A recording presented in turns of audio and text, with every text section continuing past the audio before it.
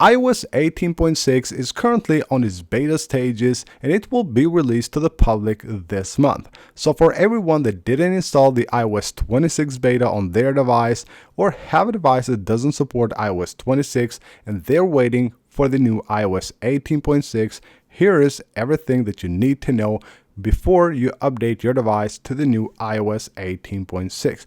Now, of course, first of all, we're talking about the release dates. Usually with the 0.6 updates the last few years, it has been the last week of July, the time when Apple released the software updates to the iPhone users. So currently we're on the betas of iOS 18.6 and we should have a few more betas to go, probably another 2 betas before we get the RC version released. Now I'm expecting the RC version of iOS 18.6 to be released right here on the week of the 21st of July. Now the 21st will most likely be the date that Apple releases the 4th beta of iOS 26, so I don't expect it to be released that day.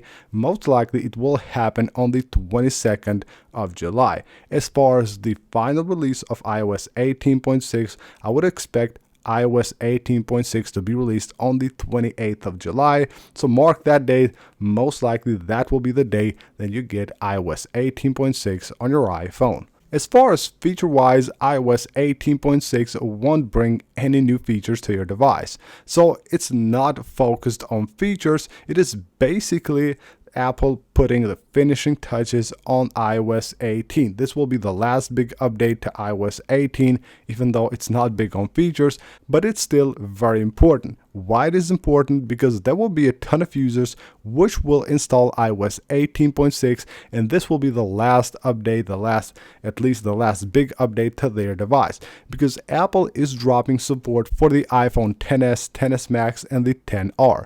So for any of the users that do have those devices, they won't be able to upgrade to iOS 26, so iOS 18.6 will be the final update for their device.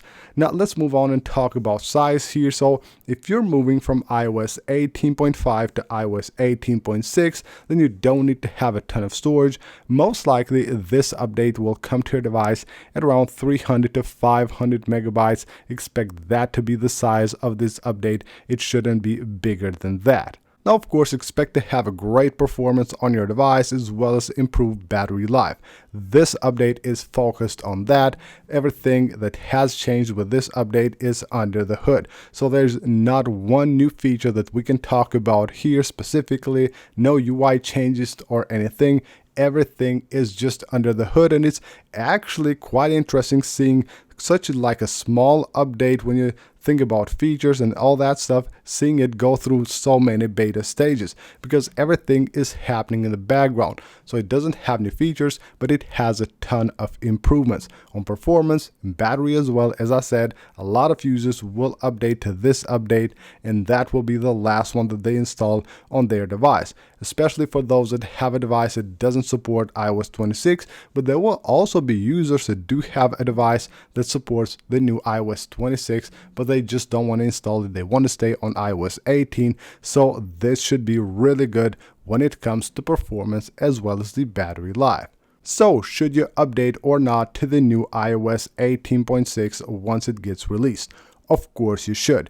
If you're on iOS 18, on any of the versions of iOS 18, especially if you're on the beta, get out of the beta, update to the final RC release or the final public release after it has been released to the public, and don't stay on betas. And even if you're on the lower version of iOS 18, 18.5, 18.4, whichever it might be, make sure that you update to this one. It should be a really good update when in terms of performance and battery as well. Now, if you're on the new iOS 26, of course, there is a way to downgrade if you want to, but I don't think there's any reason by the time this gets released to the public, by the time iOS 18.6 gets released to the public, there will be actually quite a stable version of iOS 26 out, even though it's still on beta, so there's no reason to actually downgrade. So that's basically it for this video, guys. This is everything you need to know regarding iOS 18.6 before you move on and update your device.